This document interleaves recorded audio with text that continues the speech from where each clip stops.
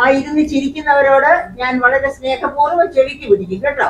ആരെങ്കിലും ഉറങ്ങുന്നെങ്കിൽ അവർക്ക് എന്റെ സ്തുതി ഞാൻ ശാകുന്തളത്തിലെ പാട്ട് പാടി കളയും കേട്ടോ. ഇവിടെ നിന്നോണ്ട് ഉറങ്ങുന്നവർക്ക് വേണ്ടി കൊച്ചു മുഖങ്ങൾ കാണുമ്പോൾ എന്തൊരു സന്തോഷമാണ് തോന്നുന്നതെന്നറിയാം. ഞാൻ പഴയ ടീച്ചർ എന്നിലേക്ക് തിരിച്ചു വന്നു. ബേസിക്കലി ഒരു ടീച്ചർ ആയത് കാരണം ആരെങ്കിലും ഉറക്കത്തിലേക്ക് പോകുന്നത് കണ്ടാല് ഞാൻ അങ്ങോട്ട് വിരൽ ചൂണ്ടും. അപ്പൊ അത് കരച്ചുകൊണ്ട് ഉറങ്ങാതിരിക്കുക, ശ്രദ്ധയോടെ ഇരിക്കുക. ചില കണക്കുകളൊക്കെ ഞാൻ ചോദിച്ചെന്നും വരും. എന്റെ പ്രിയപ്പെട്ടവരെ, അത് സദസ്സിൽ ഇരിക്കുന്നവർ മാത്രമല്ല, ഇവിടെ ഇരിക്കുന്നവരോട് ഞാൻ അങ്ങനെയൊക്കെ ചെയ്തു കളയും കേട്ടോ.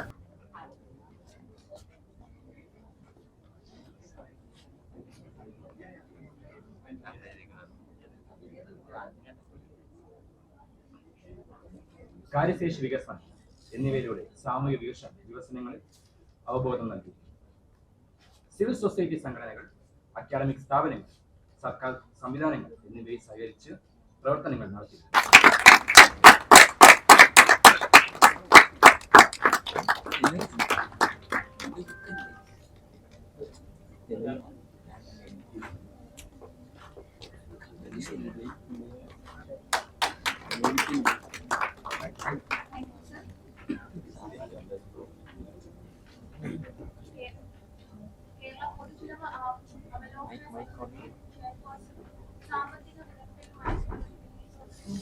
ഞാനിവിടെ കേരളത്തിന്റെ ഫിസ്ക്കൽ ക്രൈസിസ്, ധനപ്രതിസന്ധി, അതിന്റെ വിവിധ വശങ്ങളെ പറ്റി നിങ്ങളോട് സംസാരിക്കാനാണ്. എന്ന് വെച്ചാൽ എനിക്ക് 20 മിനിറ്റ് തന്നിരിക്കുന്നത്. ഒരു 20 മണിക്കൂർ സംസാരിക്കാനുള്ള ഒരു ഇഷ്യൂ ആണ് കേട്ടോ ഈ ധനപ്രതിസന്ധി. അതിന്റെ വിവിധ വശങ്ങൾ നിങ്ങളോട് പറഞ്ഞ് നിങ്ങളും ഞാനും തമ്മിൽ ഒരു സംവാദം നടത്തി തൃപ്തികരമായി പര്യവസാനിക്കണം എന്നുണ്ടെങ്കിൽ ഏറ്റവും കുറഞ്ഞ പക്ഷം ഒരു 4-5 മണിക്കൂറെങ്കിലും വേണം. അപ്പോൾ അത്തരം ഒരു സാധനം 20 മിനിറ്റ് കൊണ്ട് നമുക്ക് ഒരു കാരണവശാലും ദഹിപ്പിച്ചെടുക്കാൻ പറ്റുകയില്ല. ദീപ ടീച്ചർ എന്തിയെ, ദീപ ടീച്ചറോട് പറയാൻ, മൃതസഞ്ജീവിനി കൽപ്പിക്കേണ്ടത് ഈശ്വരനാണ്. അപ്പൊ ഇവിടെ ഈശ്വരന്മാരാരും ഇല്ലാത്തത് കൊണ്ട് മൃതസഞ്ജീവിനി വരികയില്ല എന്ന് പറയാം. ഓക്കെ, അപ്പൊ എന്താണ് ഈ ധനപ്രതിസന്ധി എന്ന് പറയുന്നത്? മിസ്റ്റർ ജോൺ സാമുവൽ സംസാരിച്ചപ്പോൾ എന്റെ പ്രിയപ്പെട്ട വിദ്യാർത്ഥിനികളെ, ഞാന് ഇവിടെ ഇത് സംസാരിക്കുന്നത് സത്യമായിട്ടും നിങ്ങളെ ഓർത്തിട്ടാണ്. നിങ്ങൾ വളർന്നു വരുന്ന പൗര സമൂഹത്തിന്റെ ഒരു പരിച്ഛേദമാണ് എന്നുള്ളത് കൊണ്ടാണ്.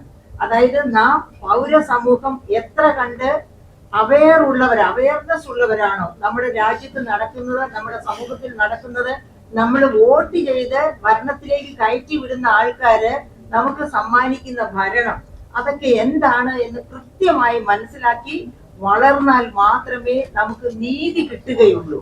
നീതി കിട്ടുകയുള്ളൂ എന്നതിന് ഒരു ഉദാഹരണമായിട്ട് നിങ്ങൾക്ക് എല്ലാം അറിയാവുന്ന ഒരു മഹാരഥൻ രഘുറാം രാജൻ, നമ്മുടെ നേരത്തെ reserve bank of India governor, അദ്ദേഹം ഇപ്പോ അമേരിക്കയിൽ ഇരുന്ന് എഴുതിയ ഒരു പുസ്തകമുണ്ട്, 2021 പുറത്തു വന്നത്, തേർഡ് പില്ലർ, മൂന്നാം തൂണ് എന്നാണ് ആ പുസ്തകത്തിന്റെ പേര്.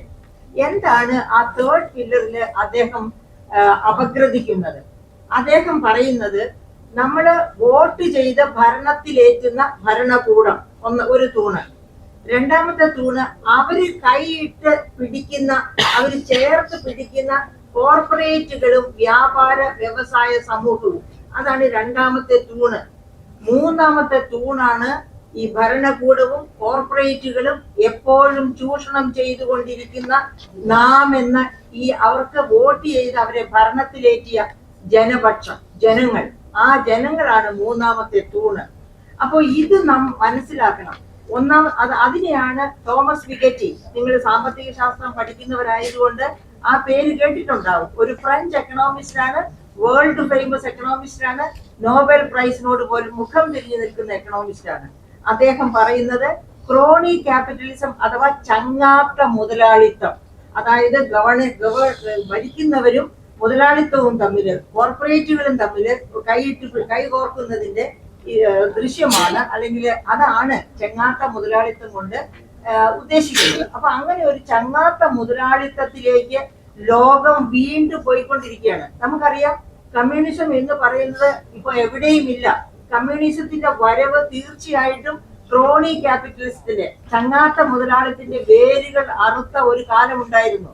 തൊഴിലാളികൾക്ക് വേണ്ടി ഒരുപാട് കാര്യങ്ങൾ ചെയ്ത കാലം. ആ കാലം കടന്നുപോയി. ഇപ്പൊ കമ്മ്യൂണിസ്റ്റ് എന്ന് പറഞ്ഞ് ഭരിക്കുന്നവരാണ് ഏറ്റവും വലിയ ക്രോണി ക്യാപിറ്റലിസ്റ്റുകൾ, ചങ്ങാത്ത മുതലാളിമാരായിട്ട് ഭരിക്കുന്നത്. അതായത് അവര് നമ്മുടെ ഭരണത്തിന്, അതായത് ഭരണീയർക്ക്, ജനങ്ങൾക്ക് വേണ്ടി ഒരു ഉപകാരം ചെയ്യാത്ത ഭരണകൂടങ്ങളായിട്ട് മാറിയിരിക്കുകയാണ് ഇപ്പോഴത്തെ ഭരണകൂടങ്ങൾ.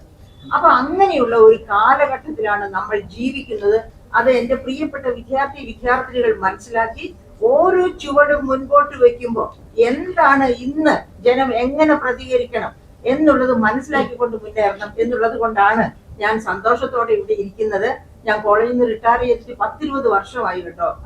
എന്നിട്ട് ഈ കൊച്ചു മുഖങ്ങൾ കാണുമ്പോൾ എന്തൊരു സന്തോഷമാണ് തോന്നുന്നതെന്നറിയാം. ഞാൻ പഴയ ടീച്ചർ എന്നിലേക്ക് തിരിച്ചു വന്നു. അപ്പൊ പ്രിയപ്പെട്ട കുട്ടികളെ, നമുക്ക് കേരളത്തിന്റെ ഫിസ്ക്കൽ ക്രൈസിസ്, ഞാൻ അതിനെ പേരിട്ട് വിളിക്കുന്നത് ധനപ്രതിസന്ധി, സംസ്ഥാനത്തിന്റെ ധനപ്രതിസന്ധിയെ പറ്റിയാണ് നമ്മൾ ഇന്ന് ഡിസ്കസ് ചെയ്യാൻ പോകുന്നത്. ഈ ധനപ്രതിസന്ധി നമ്മളെ എവിടം വരെ കൊണ്ടെത്തിക്കും, ഈ ധനപ്രതിസന്ധിയുടെ കാരണങ്ങൾ എങ്ങനെയൊക്കെ, അതപ്പോ ആഗോള വ്യാപകമായിട്ടല്ല ഞാൻ പറയുന്നത്, കേരളത്തെ മാത്രം ഫോക്കസ് ചെയ്താണ് പറയുന്നത്. അതാണ് എന്നോട് ആവശ്യപ്പെട്ടിരിക്കുന്നത്. കേരളത്തിന്റെ ധനപ്രതിസന്ധി അതെന്തുകൊണ്ട്, അതിനെന്ത് പരിഹാരം, ഇതാണ് പെട്ടെന്ന് എനിക്ക് പറഞ്ഞു തീർക്കേണ്ടത്. പെട്ടെന്ന് പറഞ്ഞു തീർക്കുമ്പോൾ കാര്യങ്ങൾ മനസ്സിലാവില്ല.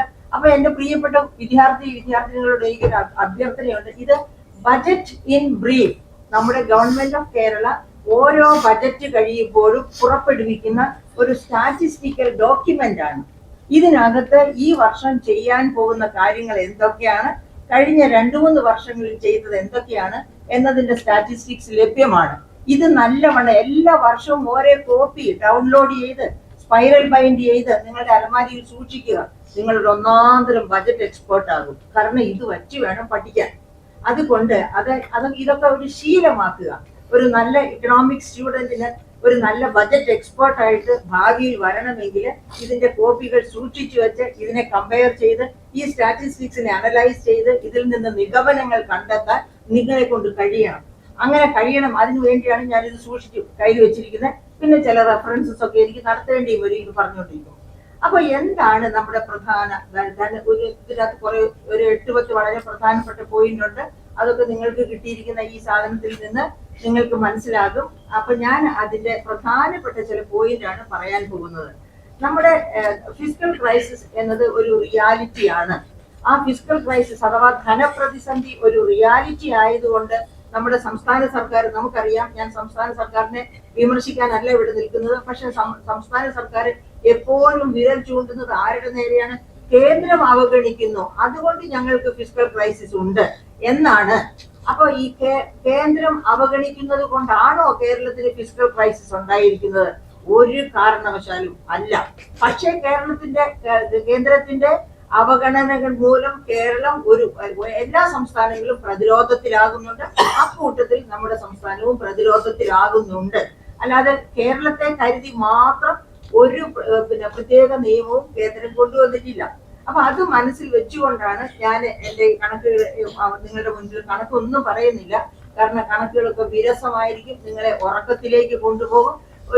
ഒരു ബേസിക്കലി ഒരു ടീച്ചർ ആയത് കാരണം ആരെങ്കിലും ഉറക്കത്തിലേക്ക് പോകുന്നത് കണ്ടാല് ഞാൻ അങ്ങോട്ട് വിരൽ ചൂണ്ടും. അപ്പൊ അത് കരച്ചുകൊണ്ട് ഉറങ്ങാതിരിക്കുക, ശ്രദ്ധയോടെ ഇരിക്കുക. ചില കണക്കുകളൊക്കെ ഞാൻ ചോദിച്ചെന്നും വരും. എന്റെ പ്രിയപ്പെട്ടവരെ, അത് സദസ്സിലിരിക്കുന്നവർ മാത്രമല്ല, ഇവിടെ ഇരിക്കുന്നവരോട് ഞാൻ അങ്ങനെയൊക്കെ ചെയ്തു കളയും കേട്ടോ. അതാണ് എന്റെ സ്വഭാവം ഒരു ടീച്ചർ എന്നിട്ട്. അപ്പൊ നമ്മളിപ്പോ ചെയ്യാൻ പോകുന്ന ആദ്യത്തെ ഇഷ്യൂ എന്താണെന്ന് വെച്ചാൽ സഞ്ചിത കടം. അതാണ് നമ്മളെ ഇതിലേക്ക്, അതായത് നമ്മളെ ധനപ്രതിസന്ധിയിലേക്ക് നയിക്കുന്ന ഒരു വളരെ പ്രധാനപ്പെട്ട ആസ്പെക്ട് ആണ് സഞ്ചിത കടം എന്ന് പറയുന്നത്. കടം തന്നെ അപകടകരം. ഇനി സഞ്ചിത കടം എന്താണ്? ഈ സഞ്ചിത കടം എന്ന് പറയുന്നത് നമ്മുടെ സംസ്ഥാനം ഫോം ചെയ്ത വർഷം 1956 ആണെന്ന് എല്ലാവർക്കും അറിയാം അല്ലെ? ആ 1956 മുതൽ ടിൽ ഡേറ്റ് ഈ വർഷം വരെ 2025 ഈ ദിവസം വരെ കൂട്ടിച്ചേർക്കപ്പെട്ട കടമാണ് സഞ്ചിത കടം, ഡെറ്റ് ഔട്ട്സ്റ്റാൻഡിങ്. അത് ഇതിനകത്തെ ഈ ബജറ്റ് ഇൻ ബ്രീഫിലെ ടേബിൾ നമ്പർ 7 എടുത്താൽ നിങ്ങൾക്ക് കിട്ടും. Debt outstanding of the state എന്ന് പറഞ്ഞിട്ട്. അപ്പൊ ഈ debt outstanding of the state നിലവിട്ടു പോകുന്നു എന്നതാണ് സംസ്ഥാനത്തിന്റെ ഏറ്റവും വലിയ പ്രതിസന്ധി. എന്തുകൊണ്ടാണ് ഇത് നിലവിട്ടു പോകുന്നത്? എന്ന് മുതലാണ് ഇത് നിലവിട്ടു പോകാൻ തുടങ്ങിയത്? ഡെറ്റ് ഔട്ട്സ്റ്റാൻഡിങ് നിലവിട്ടു പോകാൻ തുടങ്ങിയത്, അതായത് നമുക്ക് നേരത്തെ മിസ്റ്റർ ജോൺ സാമുവൽ സൂചിപ്പിച്ചതുപോലെ കേരളത്തിലെ ഒരു ധനപ്രതിസന്ധി 1980-കളുടെ ആരംഭം മുതൽ ധനപ്രതിസന്ധി ഉണ്ടായിരുന്നു. അത് നമ്മുടെ ജോസഫ് ബാസ്റ്റിന്റെ പുസ്തകത്തിലും ഒക്കെ അതുപോലെ ഇവിടെ ഇരിക്കുന്ന പലരും എഴുതിയ പുസ്തകങ്ങളിലൊക്കെ അത് സൂചിപ്പിക്കുന്നുണ്ട്. ഓക്കെ, പക്ഷേ ആ ധനപ്രതിസന്ധി നിലവിട്ട് പൊങ്ങാൻ തുടങ്ങിയത് എപ്പോഴാണ്, വർദ്ധിക്കാൻ തുടങ്ങിയത്? 1997-98 കേന്ദ്ര ഗവൺമെന്റ് ഒരു ശമ്പള പരിഷ്കരണം കൊണ്ടുവന്നു. ആ ശമ്പള പരിഷ്കരണം എന്ന് വെച്ചാല് കേന്ദ്ര സർക്കാർ ജീവനക്കാരുടെ ശമ്പളവും മറ്റ് ആനുകൂല്യങ്ങളും ഒക്കെ 40% മുതൽ 60% വരെ വർദ്ധിപ്പിക്കുന്നതായിരുന്നു ആ ശമ്പള പരിഷ്കരണം. അതുവരെ കേന്ദ്ര സർക്കാർ ജീവനക്കാർക്കും വളരെ ചെറിയ ശമ്പളമായിരുന്നു. ഈ ശമ്പള പരിഷ്കരണം നടപ്പിലാക്കിയതോടുകൂടി അവരുടെ ശമ്പളവും ആനുകൂല്യങ്ങളും ഉയർന്നു. അപ്പൊ അതോടൊപ്പം തന്നെ എല്ലാ സംസ്ഥാനങ്ങളിലെയും ജീവനക്കാര് പറഞ്ഞു, ഞങ്ങളുടെയും ശമ്പള പരിഷ്കരണം ഇതേ പാറ്റേണിൽ തന്നെ നടപ്പാക്കണമെന്ന്. അങ്ങനെ 97-98 അതേ പാറ്റേണിൽ 40% മുതൽ 60% വരെ വർധനയോടുകൂടി ശമ്പള പരിഷ്കരണം നടപ്പാക്കി എല്ലാ സംസ്ഥാനങ്ങളും. അപ്പൊ ഈ 97-98 കാലത്ത് കേരളത്തിലെ LDF ആയിരുന്നു ഭരിച്ചിരുന്നത്. LDF ഗവൺമെന്റ് അപ്പോൾ എന്ത് ചെയ്തു? തത്വത്തിൽ അംഗീകരിക്കുന്നു എന്ന് സമ്മതിച്ചുകൊണ്ട് ഞങ്ങൾ അടുത്ത ഭരണത്തിൽ ഞങ്ങൾ വരുമ്പോൾ, അതായത് ഞങ്ങൾ ഇത് നടപ്പാക്കി തരാം, അപ്പൊ ഞങ്ങളെ തന്നെ നിങ്ങൾ ഭരണത്തിൽ കൊണ്ടുവരണം എന്ന ഒരു ധ്വനിയോടുകൂടി അടുത്ത ഭരണത്തിൽ ഞങ്ങൾ വരുമ്പോൾ ഈ ശമ്പള പരിഷ്കരണം നടപ്പിലാക്കും എന്ന് പറഞ്ഞ തത്വത്തിൽ അംഗീകരിച്ചു. പക്ഷേ അടുത്ത ഭരണം 2000-2001 ഭരണത്തിൽ വന്നത് UDF ഗവൺമെന്റ് ആണ്. അപ്പം ശ്രീമാൻ AK ആന്റണി മുഖ്യമന്ത്രിയായി വന്നു. അങ്ങനെ മുഖ്യമന്ത്രിയായി വന്ന് ഈ ശമ്പള പരിഷ്കരണത്തെ പറ്റിയുള്ള ചർച്ച മറ്റ് സംസ്ഥാനങ്ങളിലൊക്കെ അപ്പോഴേക്കും നടപ്പാക്കി. ചർച്ച വളർന്നു തുടങ്ങിയപ്പോ Shri AK Antony committee form ചെയ്ത് അന്വേഷിച്ചപ്പോ ഈ ശമ്പള പരിഷ്കരണം ഈ 40% മുതൽ 60% വരെ വർധനവോടുകൂടി നടപ്പാക്കിയാൽ കേരളത്തിന് മുന്നോട്ട് പോകാൻ പറ്റില്ല, കേരളം വലിയ ധനപ്രതിസന്ധിയിലാകുമെന്ന് അദ്ദേഹം മനസ്സിലാക്കുന്നു. അങ്ങനെ അദ്ദേഹം ആദ്യം പറഞ്ഞു അത് പറ്റില്ല. നമുക്കറിയാം നമ്മുടെ ചന്ദ്രശേഖരൻ സാർ അന്ന് ഗവൺമെന്റിന്റെ, അതായത് പ്ലാനിംഗ് ബോർഡിന്റെ വൈസ് ചെയർമാൻ ആയിട്ടുണ്ട്. അദ്ദേഹം തന്നെ പറഞ്ഞു സർക്കാർ സർവീസിൽ ഇപ്പോൾ തന്നെ 60,000 എക്സസ് തൊഴിലാളികൾ ഉണ്ട് എന്നാണ് അദ്ദേഹം പറഞ്ഞത് എന്നാണ് എന്റെ ഓർമ്മ. അപ്പൊ ഈ അവിടെ എക്സസ് തൊഴിലാളികളുണ്ട്, അപ്പൊ ഈ ശമ്പള പരിഷ്കരണം ഇങ്ങനെ നടപ്പാക്കരുത് എന്ന് അദ്ദേഹത്തെ AK ആന്റണി സാറിനോട് ഉപദേശിക്കുന്ന കൂട്ടത്തില് ചന്ദ്രശേഖരൻ സാർ ഉണ്ടായിരുന്നിരിക്കണം. എങ്ങനെ നടപ്പിലാക്കണം? ചെറിയ അളവിൽ നടപ്പിലാക്കാം, പക്ഷെ ജീവനക്കാർ സമ്മതിച്ചില്ല. അതിന്റെ ഇമ്പാക്ട് എന്തായിരുന്നു എന്ന് നിങ്ങളിൽ എന്നെ പോലെ പ്രായമുള്ളവരെങ്കിലും ഓർക്കുന്നുണ്ടാവും. ഒരു സമരത്തിലേക്ക് പോകുന്നു, പിന്നെ ഗവൺമെന്റ് സർവൻസും എയ്ഡഡ് സെക്ടർ സർവൻസും. എങ്ങനെയാണ്? 34 ദിവസം നീണ്ട സമരമായിരുന്നു അതിന്റെ ഇമ്പാക്ട്. അവസാനം ഗവൺമെന്റ് മുട്ടുപടക്കി ശമ്പള പരിഷ്കരണം അതുപോലെ തന്നെ നടപ്പാക്കാം എന്ന് തീരുമാനിച്ചു. അങ്ങനെ ശമ്പള പരിഷ്കരണം നടപ്പാക്കി അന്ന് മുതൽ കേരളം കടുത്ത ധനപ്രതിസന്ധിയിലേക്ക്, നിങ്ങൾക്ക് തന്നിരിക്കുന്ന ചാർട്ടിൽ തന്നെ ഉണ്ട്, സഞ്ചിത കടം GSDP റേഷ്യോ അതിഗംഭീരമായിട്ട് ഉയർന്നിരിക്കുന്നത്. 2000-2001 GSDP റേഷ്യോ നിങ്ങളുടെ കയ്യിലുണ്ട്. ആ ടേബിൾ നമ്പർ 5 നിങ്ങൾക്ക് തന്നിരിക്കുന്നതിനകത്ത് ടേബിൾ നമ്പർ ഇല്ലെന്ന് തോന്നുന്നു കേട്ടോ. ടേബിൾ നമ്പർ 5 എടുത്തു നോക്കിയാൽ പറയാം. അതായത് അപ്പൊ അത് പറയുന്നതിന് മുൻപ് വേറെ ഒരു കാര്യം കൂടി പറയണം. കുട്ടികൾക്ക് മനസ്സിലാക്കാൻ ബുദ്ധിമുട്ടുണ്ടോ? ഈ എല്ലാ സംസ്ഥാനങ്ങളും ഇത് നടപ്പാക്കി ഒരുപക്ഷെ അവസാനം നടപ്പിലാക്കുന്നത് കേരളമായിരിക്കണം കേട്ടോ. അപ്പൊ ഇത് നടപ്പിലാക്കിയ എല്ലാ സംസ്ഥാനങ്ങളും ധനപ്രതിസന്ധിയിലേക്ക് പോയി. അങ്ങനെ ധനപ്രതിസന്ധിയിലേക്ക് പോയപ്പോൾ 2002 ഗവൺമെന്റ് ഓഫ് ഇന്ത്യ, അതായത് ഗവൺമെന്റ് ഓഫ് ഇന്ത്യയുടെ കൂട്ടുത്തരവാദിത്വമാണ് ഒരു ഫെഡറൽ സംവിധാനത്തിൽ സംസ്ഥാനങ്ങൾ കടക്കണിയിലേക്ക് പോകാതെ നോക്കുക എന്നത് കേന്ദ്രത്തിന്റെ ദൗത്യമാണ്. അല്ലെങ്കിൽ ഒരു കൂട്ടുത്തരവാദിത്വമുണ്ട് സംസ്ഥാനങ്ങൾ കടക്കണിയിലേക്ക് പോകാതിരിക്കാൻ. അപ്പൊ എന്താണ് ചെയ്തത്? അപ്പോ ഒരു പാർലമെന്റ് വഴിയായിട്ട് ഒരു നിയമം കൊണ്ടുവരുന്നു. എന്ത് നിയമം? Fiscal responsibility and budget management act. Fiscal responsibility and budget management act.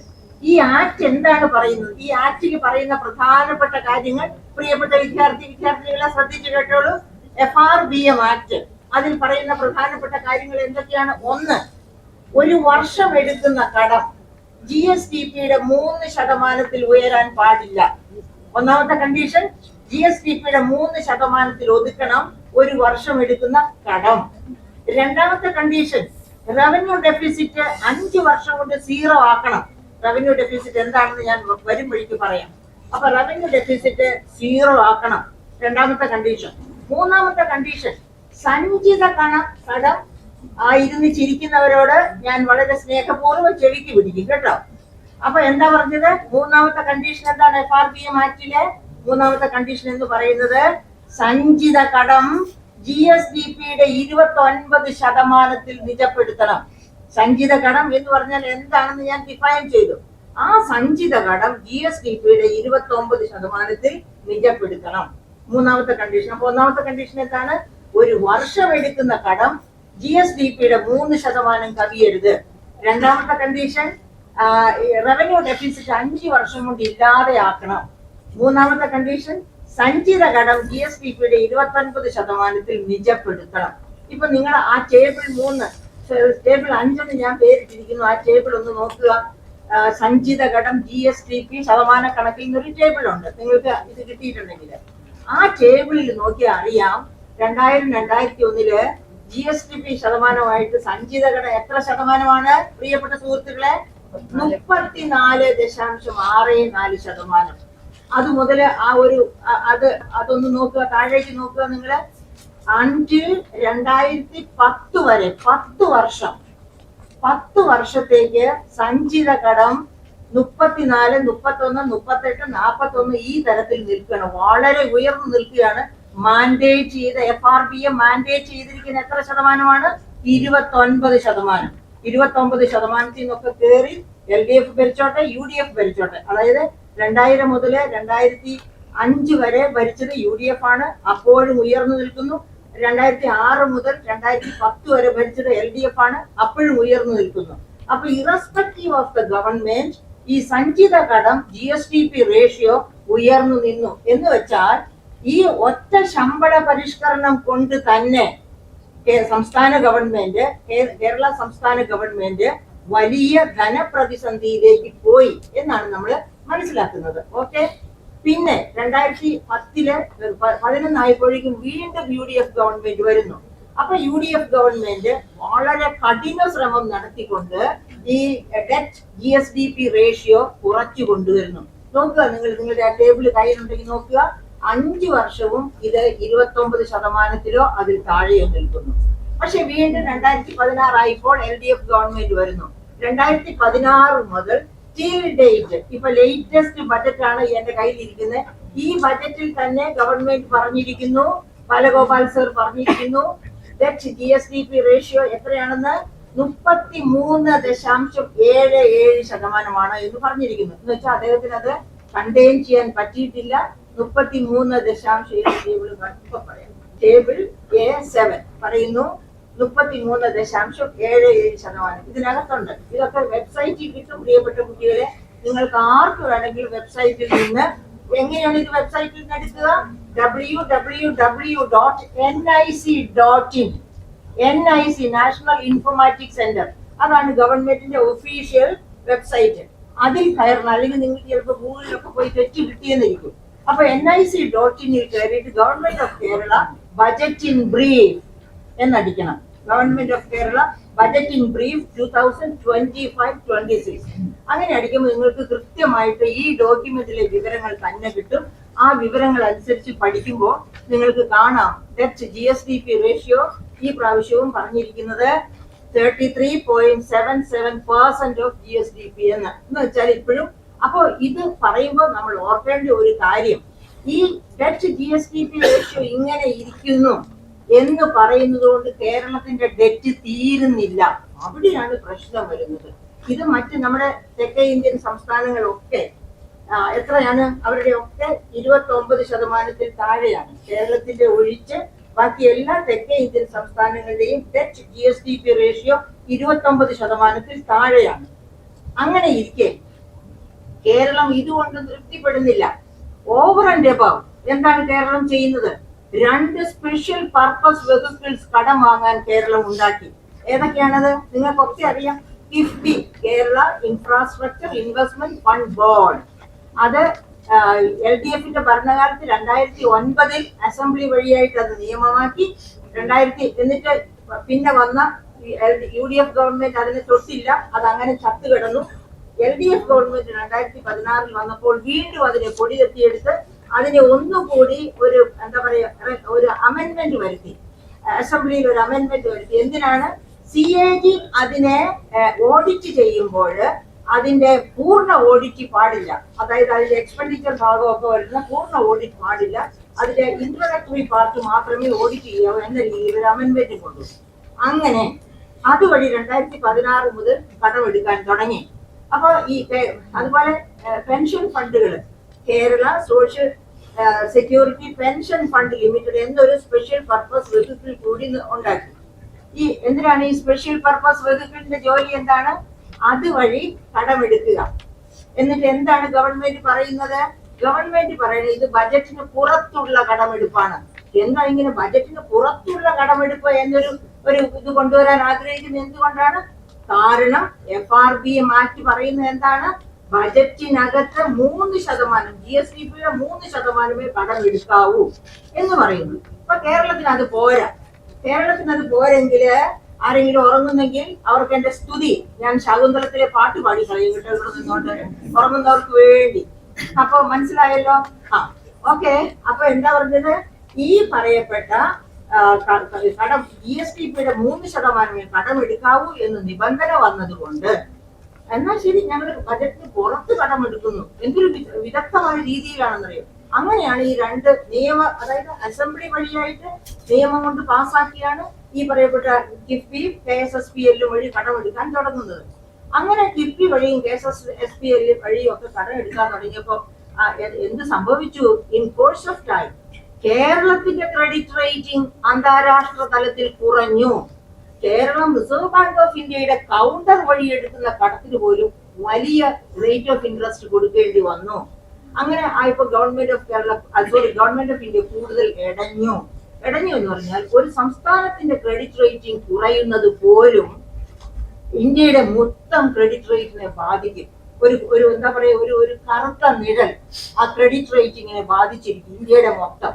അപ്പൊ പറഞ്ഞു നിങ്ങൾ ഇങ്ങനെ കടമെടുക്കാൻ പറ്റില്ല. അതിനു മുൻപ് തന്നെ 2016 തന്നെ ഇവർ കടമെടുക്കാൻ തുടങ്ങിയപ്പോൾ തന്നെ CAG controller and auditor general, പ്രിയപ്പെട്ട കുട്ടികളെ നിങ്ങൾക്കറിയാമോ കൺട്രോളർ ആൻഡ് ഓഡിറ്റർ ജനറൽ ആരാണെന്ന്? It's A constitutional body. അത് സംസ്ഥാന ഗവൺമെന്റുകളുടെ അക്കൗണ്ടുകൾ ഓഡിറ്റ് ചെയ്യും, കേന്ദ്ര ഗവൺമെന്റിന്റെ അക്കൗണ്ടുകൾ ഓഡിറ്റ് ചെയ്യും ഇൻഡിപെൻഡന്റ് ആയിട്ട്. ഒരു ഇൻഡിപെൻഡന്റ് കോൺസ്റ്റിറ്റ്യൂഷണൽ ബോഡിയാണ്. അപ്പൊ ആ ബോഡിയാണ് ആദ്യമേ തന്നെ 2016 തന്നെ പറഞ്ഞു ഇങ്ങനെ കടമെടുക്കുന്നത് അപകടകരമാണ്, ഇത് ബജറ്റിന് പുറത്തല്ല. എന്തുകൊണ്ടാണ് അവരങ്ങനെ പറഞ്ഞത്? ബജറ്റിന് പുറത്തല്ല, ബജറ്റിനകത്താണെന്ന് പറഞ്ഞത് 3 കാരണങ്ങൾ കൊണ്ട്. ഏതൊക്കെയാണ് 3 കാരണങ്ങൾ പ്രിയപ്പെട്ട കുട്ടികളെ? ഒന്ന്, ഇത് സോവറിൻ ബോണ്ടുകളാണ് ഇഷ്യൂ ചെയ്യുന്നത്. സോവറിൻ കടമാണ് എന്ന് പറഞ്ഞാൽ ആരുടെ കടമാണ്? ഗവൺമെന്റിന്റെ കടമാണ്. ഗവൺമെന്റ് ഉള്ള കാലത്തോളം ആ കടം തിരിച്ചു കിട്ടുമെന്ന് ഉറപ്പുണ്ട്. ഫെഡറലിസത്തിൽ ബെയിൽ ഔട്ട് ചെയ്യാൻ കേന്ദ്ര ഗവൺമെന്റും ഉണ്ട്. അപ്പൊ ഈ സോവറിൻ എന്ന് പറയുന്നതിന് 2 തലങ്ങൾ ഉണ്ട് ഫെഡറൽ സിസ്റ്റത്തില്. ഒന്ന്, സംസ്ഥാന ഗവൺമെന്റ് തന്നെ നിലവിലിരിക്കുന്നിടത്തോളം കാലം ആ കടം തിരിച്ചടയ്ക്കും. ഇനി സംസ്ഥാന ഗവൺമെന്റിന് വയ്യാതെ വന്നാല് സെൻട്രൽ ഗവൺമെന്റ് ആ കടം ബെയിൽ ഔട്ട് ചെയ്യും. അപ്പൊ ഒട്ടും പേടിക്കാനില്ല. അതുകൊണ്ടാണ് ഈ പറയപ്പെട്ട കിഫ്ബി ബോണ്ടുകളിലേക്ക് ഇൻവെസ്റ്റ്മെന്റ് വരുന്നത്. ഒന്നാമത്തെ കാരണം. 2, ആദ്യം തോമസ് ഐസക് ഈ കിഫ്ബി വഴി കടമെടുക്കാൻ തീരുമാനിച്ചപ്പോൾ തന്നെ അദ്ദേഹം പറഞ്ഞു 1% സെസ് ഏർപ്പെടുത്തുന്നു. എവിടെ? ഇന്ധനങ്ങളിൽ, അതായത് പെട്രോളിലും ഡീസലിലും 1% സെസ് ഏർപ്പെടുത്തും. ആ സെസ് നേരെ പോകുന്നത് ഉറങ്ങുന്നവരുടെ ഹൃദയത്തിലേക്ക്. ആ സെസ് നേരെ പോകുന്നത് എങ്ങോട്ടാണ്? ആ പറയപ്പെട്ട കിഫ്ബിയുടെ അക്കൗണ്ടിലേക്ക്. അതാണ് ഉറങ്ങുന്നവരുടെ ഹൃദയം. കിഫ്ബിയുടെ അക്കൗണ്ടിലേക്കാണ് പോവുക. അപ്പൊ എന്താ പറഞ്ഞ, ബജറ്റിൽ കൊണ്ടുവന്ന 1% സെസ് അത് എവിടെയാ പോകേണ്ടത്? ന്യായമായിട്ട് ബജറ്റിൽ നമ്മുടെ ഖജനാവിലേക്കല്ലേ പോകേണ്ടത്? ആ ഖജനാവിലേക്ക് പോകുന്നതിന് പകരം ആ 1% സെസ് പോകുന്നത് കിഫ്ബി അക്കൗണ്ടിലാണ്. രണ്ടാമത് പറഞ്ഞു, അതേ തോമസ് ഐസക് തന്നെ അതായത് മോട്ടോർ വെഹിക്കിൾ ടാക്സിന്റെ 50% അത് പോകുന്നത് എങ്ങോട്ടാണ്? അത് പോകുന്നത് കിഫ്ബി അക്കൗണ്ടിലേക്കാണ്. എനിക്ക് ടൈം അപ്പെന്ന് പറഞ്ഞ് എനിക്ക് വന്നു കഴിഞ്ഞു. ഞാനിത് തുടങ്ങിയിട്ടേ ഉള്ളൂ കേട്ടോ. അപ്പൊ അർത്ഥാപത്തി ഇതോ പിന്നെ ചൊല്ലാനില്ലെന്ന യുക്തിയ. അത് ഇംഗ്ലീഷിലൊരു എന്തിന്റെയാണെന്ന് അറിയാമോ? മലയാള അധ്യാപകരാരെങ്കിലുണ്ടെങ്കിൽ അറിയാം. ഞാൻ മലയാള അധ്യാപിക അല്ലായിരുന്നു, പക്ഷെ എനിക്കറിയാം മലയാളത്തെ അത്രയധികം സ്നേഹിക്കുന്നു. അത് ഇത്രയെങ്കിൽ അത്ര എനിക്ക് പറയാനുള്ളത് മുഴുവൻ പറഞ്ഞാൽ എത്രയായിരിക്കും എനിക്ക് കിട്ടാനിരിക്കുന്നത് എന്നാണ് ഞാൻ പറഞ്ഞതിന്റെ അർത്ഥം കേട്ടോ. അപ്പൊ പ്രിയപ്പെട്ട സുഹൃത്തുക്കളെ, അങ്ങനെ കിഫ്ബി വഴിയും കടമെടുക്കാൻ പറ്റില്ല എന്ന്. അപ്പൊ ഈ 50% മോട്ടോർ വെഹിക്കിൾ ടാക്സിന്റെ 50% നേരെ പോകുന്നത് കിഫ്ബി അക്കൗണ്ടിലേക്കാണ്. അതല്ലാതെ ഈ പറയപ്പെട്ട പിന്നെ ഖജനാവിലേക്കല്ല. അതുകൊണ്ട് മൂന്നാമത്തെ കാരണം, ഈ 3 കാരണങ്ങൾ കൊണ്ട് കിഫ്ബി വഴിയുള്ള കടമെടുപ്പ് ബജറ്റിനകത്താണ് എന്ന് പറഞ്ഞിരിക്കുകയായിരുന്നു. അപ്പോഴാണ് അവസാനം ഈ ക്രെഡിറ്റ് റേറ്റിംഗ് ഒക്കെ BB നെഗറ്റീവായി. കേരളത്തിന്റെ ക്രെഡിറ്റ് റേറ്റിംഗ് BB പോസിറ്റീവ് ആയിരുന്നു, സ്റ്റേബിൾ. BB പോസിറ്റീവ് അല്ല, BB സ്റ്റേബിൾ ആയിരുന്നു. ആ BB സ്റ്റേബിൾ ആയിരുന്നത് BB നെഗറ്റീവായി ഇടക്കാലം കൊണ്ട്. അങ്ങനെ വന്നപ്പോഴേക്കും കേന്ദ്ര ഗവൺമെന്റ് കടുമിട്ടുമായിട്ട് വന്നു, നിങ്ങൾ കിഫ്ബി വഴിയും സോഷ്യൽ സെക്യൂരിറ്റി പെൻഷൻ ഫണ്ട് വഴിയും എടുത്ത വായ്പ കൂടി എന്തിനോട് കൂട്ടിച്ചേർക്കണം? ഈ 3% എന്ന് പറഞ്ഞിരിക്കുന്ന FRPM ആക്ട് സമ്മതിക്കുന്ന 3% കടത്തിൽ ഉൾപ്പെടുത്തണം എന്ന് പറഞ്ഞു. അങ്ങനെ പറഞ്ഞതോടുകൂടിയാണ് കഴിഞ്ഞ വർഷം ആര് പോയത്? നമ്മുടെ ബഹുമാനപ്പെട്ട ധനമന്ത്രി സുപ്രീം കോടതി വരെ പോയി ഞങ്ങളെ കൂടുതൽ കടമെടുക്കാൻ അനുവദിക്കണം എന്ന് പറഞ്ഞു. സുപ്രീം കോടതി വളരെ ശക്തമായ രീതിയിൽ അതിനെപ്പറ്റി അന്വേഷണങ്ങൾ നടത്തി കേന്ദ്രത്തോട് ചോദിച്ചു, why don't you help Kerala എന്ന്. അപ്പൊ കേന്ദ്രം പറയേണ്ട കാര്യങ്ങളൊക്കെ വിശദമായിട്ട് പറഞ്ഞു. പക്ഷേ അവസാനം സുപ്രീം കോടതിയും ഒരു തൽക്കാല ആശ്വാസത്തിന് വേണ്ടി കുറച്ച് കടമെടുക്കാൻ അവരെ സമ്മതിക്കണം. അങ്ങനെ 13,000 കോടി 30,000 കോടി കടമെടുക്കാൻ സമ്മതിക്കണം എന്ന് പറഞ്ഞു പോയിട്ട് 13,000 കോടിയാണ് എടുക്കാൻ സമ്മതിച്ചത്. അതുകൊണ്ടൊന്നും പറ്റിയില്ല. പിന്നെ ഇതാ ഈ ബജറ്റ് വന്നപ്പോ, ഈ പ്രാവശ്യത്തെ ബജറ്റ് വന്നപ്പോ 24,000 കോടിയുടെ ഒരു പാക്കേജ് ചോദിച്ചു. ആ പാക്കേജ് അനുവദിച്ചില്ല. അപ്പൊ ചോദിച്ചു എന്തുകൊണ്ട് ബീഹാറിന് കൊടുത്തു, എന്തുകൊണ്ട് ഞങ്ങൾക്ക് തന്നില്ല? ബീഹാറിന് കൊടുത്തത് ബീഹാർ BJP ഗവൺമെന്റ് അലൈ ആയതുകൊണ്ട്, കേരള ഗവൺമെന്റ് BJPയുടെ അലൈ ആണോ അല്ലയോ എന്ന് സംശയമുണ്ട് ഒരുപാട് പേർക്ക്. പക്ഷേ പ്രത്യക്ഷത്തിൽ അലൈ അല്ല. അതുകൊണ്ട് തന്നെ പ്രത്യേക പദവിയിൽ പറയേണ്ട കാര്യമില്ല. ഒരു പ്രത്യേക 28 സംസ്ഥാനങ്ങളിൽ 1 മാത്രമാണ് കേരളം. അപ്പൊ ബീഹാറിനെ പ്രത്യേകം എടുത്തു പറയാൻ പ്രത്യേക കാരണം ഉണ്ടായിരുന്നു. അതേ സമയത്ത് കേരളത്തെ എടുത്തു പറയാൻ പ്രത്യേക കാരണമില്ല, അതുകൊണ്ട് എടുത്തു പറഞ്ഞില്ല. അത് അങ്ങനെ ഇരിക്കുന്ന ഒരു കോണ്ടെക്സ്റ്റിലാണ് ധനപ്രതിസന്ധി വളരെ രൂക്ഷമായിരിക്കുന്നു. ഇനി അതിന് എന്തൊക്കെ പരിഹാരങ്ങളുണ്ട്, അതുപോലെ എങ്ങനെയൊക്കെയാണ് നമ്മൾ വിഭവ സമാഹരണം ശക്തമാക്കേണ്ടത്. എന്റെ പ്രിയപ്പെട്ട കുട്ടികളെ, കേരളം ശ്രമിക്കുകയാണെങ്കിൽ ഒരു കടക്കണിയിലേക്കും പോകാതെ വളരെ ശക്തമായ രീതിയിൽ നമ്മുടെ സമ്പദ്ഘടനയെ മുൻപോട്ട് കൊണ്ടുപോകാൻ കഴിയും. പക്ഷേ ഞാൻ ആദ്യം നിങ്ങളോട് ആ പുസ്തകം പറഞ്ഞത് നിങ്ങൾ മേടിച്ച് വായിക്കണം കേട്ടോ. തേർഡ് പില്ലർ എത്രയധികമാണ് അഴിമതി കൊടി കുത്തി വാഴുന്നത് നമ്മുടെ സംസ്ഥാനത്ത്.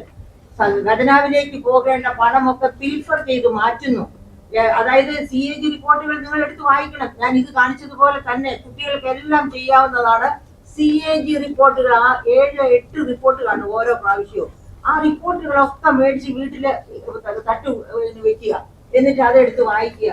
നിങ്ങൾ ജീവിക്കുന്ന സമൂഹം എങ്ങനെയെന്ന് അറിയാനുള്ള ഏറ്റവും നല്ല ഇൻഡിക്കേറ്റർ ആണ് CAG റിപ്പോർട്ടുകൾ. CAG റിപ്പോർട്ട് എന്താണ് പറയുന്നത്? കേരളത്തെ പറ്റി എല്ലാ വകുപ്പിനും കൊടുക്കുന്ന ഫണ്ട് വക മാറ്റുന്നു. അപ്പൊ എന്താ ഹെൽത്ത് നിങ്ങൾക്കറിയാമോ? ഇപ്പൊ നമ്മുടെ ഹെൽത്ത് ഡിപ്പാർട്ട്മെന്റ് എങ്ങനെ ഇരിക്കുന്നത്? മെഡിക്കൽ കോളേജ് മുതലുള്ള ഹെൽത്ത് വിങ് മുഴുവനും ഒരു കയ്യുറ, ഒരാളുടെ ഒരു പരിശോധന നടത്തണമെങ്കിൽ കയ്യുറ പോലും രോഗി കൊണ്ടുപോയി കൊടുക്കണം. അതാണ് മെഡിക്കൽ കോളേജ്. കാത്ത് ഹൃദയ സ്തംഭിച്ചു എന്ന് പറഞ്ഞ് ചെല്ലുന്നവരുടെ കാത്ത് അടച്ചിട്ടിരിക്കുന്നു. അതുപോലെ SAT ഒരു രാത്രിയും പകലും അടഞ്ഞു കിടന്ന് നിങ്ങൾ വെളിച്ചമില്ലാതെ മെയിൻ്റനൻസ് നടത്താത്തത് കൊണ്ട് അങ്ങനെ ഒരു തരത്തിലും ഒരു വകുപ്പും മാന്യമായിട്ട് പ്രവർത്തിക്കാത്ത ഒരു ഗവൺമെന്റ് ആയി തീർന്നു എന്ന് വെച്ചാൽ അത്ര രൂക്ഷമാണ് ധനപ്രതിസന്ധി എന്നാണ് നാം മനസ്സിലാക്കേണ്ടത്. അപ്പൊ ഇത്ര രൂക്ഷമായ ധനപ്രതിസന്ധിയുള്ള ഒരു എന്താണ് സംഭവിക്കുന്നത്? ഞാനും നിങ്ങളും വാങ്ങിക്കുന്ന ഉപ്പ് തൊട്ട് കർപ്പൂരം വരെ, ഉപ്പ് തൊട്ട എന്ന് പറയുമ്പോൾ ഉപ്പിന് GST ഉണ്ടോ എന്ന് നിങ്ങൾ ചോദിക്കാം. നിങ്ങൾ പാക്കറ്റഡ് ഉപ്പാണോ മേടിക്കുന്നത്? അതിന് 5% GST ഉണ്ട്. അതേസമയത്ത് അൺപാക്ക് ചെയ്തപ്പോൾ പൊട്ടിച്ച ഉപ്പ് ഒരു ചാക്കിൽ നിന്ന് വാരി എടുക്കുകയാണെങ്കിൽ അതിന് GST ഇല്ല. അപ്പം പാക്കറ്റഡ് ആയിട്ടുള്ള ഏത് ഉൽപ്പന്നം നിങ്ങൾ വാങ്ങുമ്പോഴും 5% GST, അല്ലെങ്കിൽ 12% GST, 18%, 28% ഇങ്ങനെ കൊടുക്കുകയാണ്. അപ്പൊ ഞാനും നിങ്ങളും കൊടുക്കുന്ന നികുതി പണമാണ് ഖജനാവിലേക്ക് എത്തുന്നത്. ആ പണം എടുത്ത് വക മാറ്റാനോ ആ പണം എടുത്ത് മറ്റാർക്കെങ്കിലും കൊടുക്കാനോ ഒരു ഭരണകൂടത്തിനും അധികാരമില്ല. ആ ഭരണകൂടങ്ങളെ കയ്യാമം വെച്ച് റോഡിലൂടെ നടത്തേണ്ട ഉത്തരവാദിത്വം എനിക്കും നിങ്ങൾക്ക് ഉത്തമ പൗരന്മാരില്ലേ. അങ്ങനെ എന്റെ പ്രിയപ്പെട്ട വിദ്യാർത്ഥികളെ, നിങ്ങൾ വളർന്നു വരണം.